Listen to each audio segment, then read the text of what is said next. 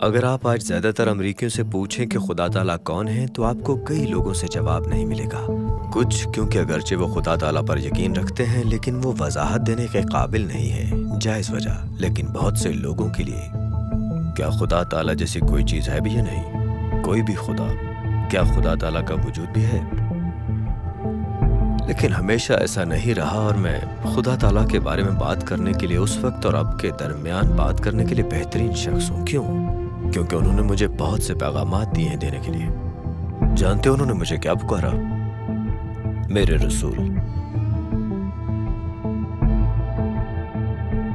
حضرت ملاکی نے اپنے دور کے مذہبی رہنماؤں اور لوگوں کو خط لکھا، حالانکہ ان کے پیغامات میں حکمت ہے جو ہم سب کو نظر آتی ہے۔ ان کے الفاظ اور بصیرت کی گونج صدیوں تک سنائی دیتی ہے۔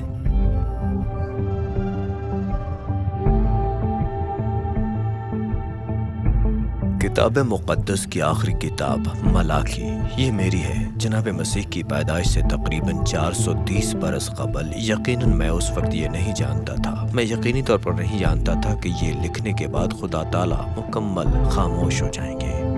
بالکل سناٹا، کوئی بات چیت نہیں، کوئی عوامی تبصرہ نہیں، بالکل خاموشی، جیسے کہ ہمیں ایک خاموش سیارہ بنا دیا گیا ہو۔ میری کتاب ملاکی کے وقت سے لے کر جناب مسیح کی پیدائش تک اس بات کا یہ مطلب نہیں کہ خدا تعالیٰ منظر سے مکمل طور پر غائب ہو گئے۔ انہوں نے صرف اس طرح سے بات چیت کرنا چھوڑ دیا کہ ان کے الفاظ کتاب مقدس کا حصہ بنے۔ میری کتاب میں خدا تعالیٰ نے مجھے شریعت اور انبیاء کی طرف دیکھنے اور آنے والے مسیحا کی امید کی طرف دیکھنے پر مجبور کیا، اور پھر بھی میں یہاں تھا جلا وطنی کے 100 برس میں، اور چیزیں بالکل میرے ہاتھ میں نہیں تھیں۔ ہمارے خدا تعالیٰ ارادہ رکھتے ہیں، ہر کوئی جانتا ہے کہ وہ اب تک کے سب سے طاقتور خدا ہیں، اتنے طاقتور کہ ہم ان کا نام بھی نہیں لیتے۔ ہر دوسرا خدا کمزور یا مکمل طور پر جھوٹا ہے، معذرت سے۔ اگر آپ کو یہ سن کر برا لگا ہے تو کیا، کیونکہ یہی حقائق ہیں۔ ہمارے خدا تعالیٰ ارادہ رکھتے ہیں ہم انہیں طاقتور خدا کے طور پر تسلیم کریں، اور ہم کسی دوسرے خدا کو خدا کے طور پر تسلیم نہ کریں۔ میری کتابیں پڑھیں، آپ مجھے یہ حوالہ بار بار دیتے ہوئے دیکھیں گے۔ میری کتاب میں پیغامات کا ایک سلسلہ ہے جو خدا تعالیٰ میرے ذریعے اپنے رسول کے ذریعے اسرائیلیوں کو بھیجتے ہیں۔ ملاکی کا مطلب ہے میرا رسول۔ جو موضوع ہے، ان پیغامات کا مقصد اسرائیلیوں کے سرکش دلوں کو چیلنج کرنا اور انہیں توبہ کی دعوت دینا ہے۔ بہت کچھ ہو رہا تھا جس کے لیے پیغام رسانی ضروری تھی، مختلف موضوعات، لیکن یہ سب اس خیال کے گرد مرکوز تھے کہ بنی اسرائیل خدا تعالیٰ کی اطاعت کرنے کے معاہدے کو اپنے حصے پر پورا نہیں اتر رہے تھے جو انہوں نے سب سے طاقتور خدا کے ساتھ کیا تھا۔ اور یقین کریں یہ ایک ایسا معاہدہ ہے جس پر آپ عمل کرنا چاہیں گے۔ یہ شروع ہوا جب خدا تعالیٰ نے کہا مجھے تم سے محبت ہے، اور بنی اسرائیل کے لوگوں نے کہا اوہ کیا واقعی، کیسے؟ اور ان کے پاس ذرا سا بھی قابل احترام جواب نہیں تھا۔ خدا تعالیٰ نے ان کی تاریخ بیان کی، اس بات کا انکشاف کیا کہ انہوں نے بے عزتی اور حقارت کے بعد ان سے کتنی وفاداری سے محبت کی۔ وہ کہہ رہے تھے کہ نہیں، کیا ہم نے کیا اس موقع پر آپ سے نفرت کی؟ یہاں میں آپ کو متنبہ کرنا چاہتا ہوں کہ خدا تعالیٰ کے کسی رویے کی نقل نہ کریں۔ یہ سب سے بڑا اصول ہے۔ وہ خدا کے احترام کا دعویٰ کرتے ہیں لیکن ان کے اعمال اس کے برعکس ثابت ہوتے ہیں۔ یہ سب عجیب لگتا ہے۔ خدا تعالیٰ کی شریعت، وہ اس کی پیروی نہیں کرتے تھے، ذرا بھی نہیں۔ وہ غریبوں کے ساتھ عزت سے پیش نہیں آتے تھے۔ انہوں نے کھلم کھلا خدا تعالیٰ کو کمتر قربانیاں پیش کی۔ میں بات کر رہا ہوں بیمار اور خراب قسم کی خوراک کی۔ انہوں نے یہ سب کیا، انہیں پرواہ نہیں تھی۔ میں نے ان سے فرمایا سنو، جاؤ اور اپنے حکمرانوں کو یہ عجیب تحفے دو اور دیکھو کہ وہ کیا کرتا ہے۔ ایسا نہیں ہوتا، اور وہ یہ جانتے تھے۔ خدا تعالیٰ نے یہ واضح کر دیا کہ انہیں اس طرح کی چیزیں دینا انہیں لوٹنے کے مترادف ہے۔ خدا تعالیٰ کو لوٹنے کے، کیا ہم اس کے بارے میں تھوڑی دیر کے لیے سوچیں؟ انہوں نے اپنے انسانی حکمرانوں کے ساتھ خدا تعالیٰ کی نسبت کہیں زیادہ عزت کا سلوک کیا، وہ بھی ایک سچے سب سے طاقتور خدا تعالیٰ کے ساتھ جو ان سے محبت کرتے تھے۔ ایک اور اصول، ایسا مت کیجیے گا۔ انبیاء جیسے کہ ہم دیکھتے ہیں جھگڑے ایسے ہی چلتے رہے۔ خدا تعالیٰ نے انہیں تشدد، طلاق، خاندانوں کی مشکلات کے بارے میں متنبہ کیا، پر انہوں نے نظر انداز کیا۔ انہوں نے ان کا سامنا نہ کرنے کے بارے میں کہا۔ خانہ خدا واضح خستہ حالی کا شکار تھا۔ خدا تعالیٰ نے کہا کہ وہ اسے آزمائیں۔ खुदा ताला ने बनी इसराइल से कहा कि वो उसे आजमाएं, वो अपनी मुकम्मल काबिल कबूल बेहतरीन कुर्बानियां लाएं और देखें क्या होता है।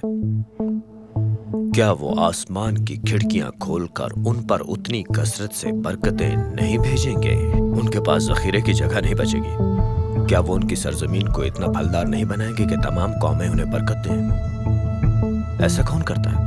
कौन खुद पर फेंके कचरे को नजरअंदाज करता है और बेपनाह मोहब्बत और बरकत से जवाब देता है?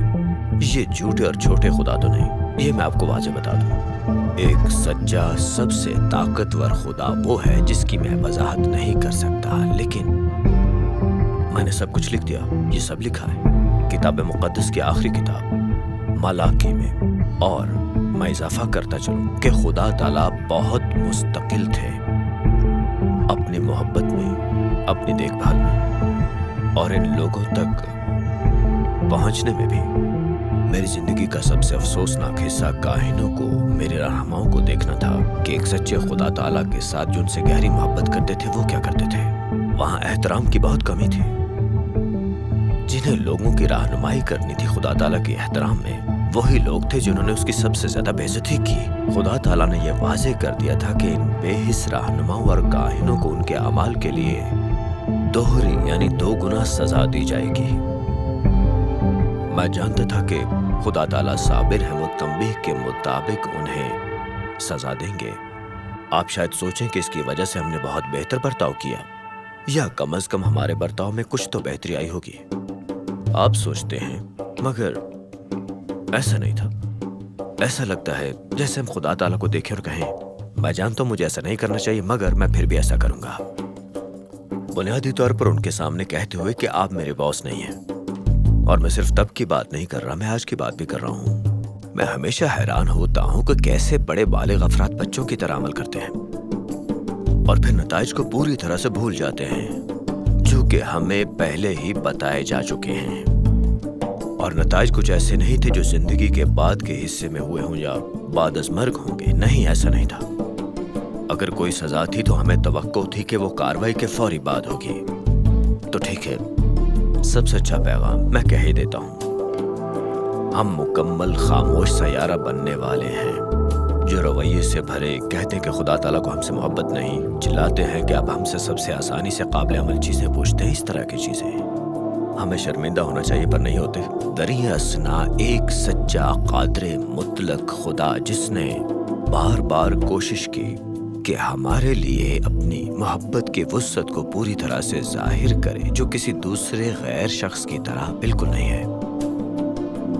इस मोहब्बत भरे खुदा जैसा कोई और खुदा नहीं है। वो आगे भी फरमाते हैं, देख मैं अपना रसूल भेजूंगा जो मेरे लिए रास्ता तैयार करेगा। फिर जिस खुदावन ताला को आप तलाश कर रहे हैं वो अपने खाना खुदा में आएंगे। रब्बुल इज़्ज़त फरमाता है कि अहद का रसूल जिसे तुम चाहते हो वो आएगा। ये पैगाम पेशिन गोई है और इससे मसीहा की आमद के बारे में एक अहम तफसील जाहिर होती है, यानी उन खाना खुदा में आमद से कबल खुदा ताला की तरफ से भेजा गया एक रसूल आएगा। और इंजील शरीफ में अजीम खामोशी के बाद कुछ पहली तहरीरें आपको ये बताती हैं कि ये हजरत यूहन्ना इस्तबागी हैं। वो रसूल हैं जो जनाब मसीह की आमद का रास्ता तैयार करते हैं। जनाब मसीह खुद इंजील की तस्दीक करते हुए फरमाते हैं कि हजरत यूहन्ना इस्तबागी हजरत एलिया हैं जो आने वाले थे। मैं बताता चलूं कि हजरत एलिया भी एक नबी थे। खुदा ताला मुझे अपना पैगाम देते हैं आने वाले मुस्तकबिल के एक रसूल के बारे में, जो मेरे दौर के सैकड़ों बरस बाद भी आबान में पुकारने वाली आवाज है। सदियों की मुकम्मल खामोशी को खत्म करते हुए वो उनके लिए रास्ता तैयार करेंगे। जी हाँ, आपने सही बूझा, जनाब मसीह के लिए खुदा ताला अपने इकलौते बेटे को जमीन पर भेजते हैं ताकि तमाम इंसान सब के सब यानी हम सब खामोशी से छुटकारा हासिल करें, सख्त दिल से छुटकारा पाएं और अपने ताल्लुकात को पूरी तरह बहाल करें। खुदा ताला अपनी मोहब्बत को दिल दहला देने वाले अंदाज में जाहिर करते हैं। मोहब्बत का सबसे ताकतवर खुदा जाहिर करता है कि बुराई, तशद्दुद और शदीद इंसानी जुल्म के सामने भी वो हमारे साथ रहेगा मुस्तकिल, जैसा कि उन्होंने हजरत मलाकी की किताब में किया। वो मोहब्बत में हमारे साथ रहेंगे। हमारे तमाम गुनाहों के बदले में हमारी टूटी फूटी जिंदगी और खुली नाफरमानी का जवाब है मोहब्बत। کیونکہ خدا نے دنیا سے ایسی محبت کی کہ اس نے اپنا اکلوتا بیٹا بھیجا کہ جو کوئی اس پر ایمان لائے وہ ہلاک نہ ہو بلکہ ہمیشہ کی زندگی پائے۔ خدا تعالیٰ کون ہے؟ حضرت ملاکی کی کتاب پڑھیں۔ خدا تعالیٰ کا پیغام خدا تعالیٰ کے رسول کے ذریعے۔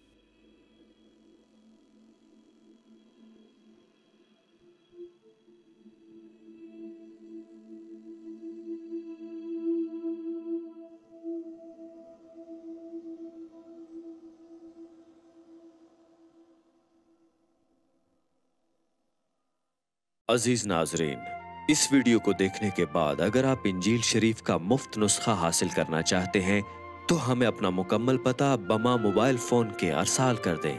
ہم پوری کوشش کریں گے کہ آپ تک انجیل شریف کا مفت نسخہ پہنچ جائے۔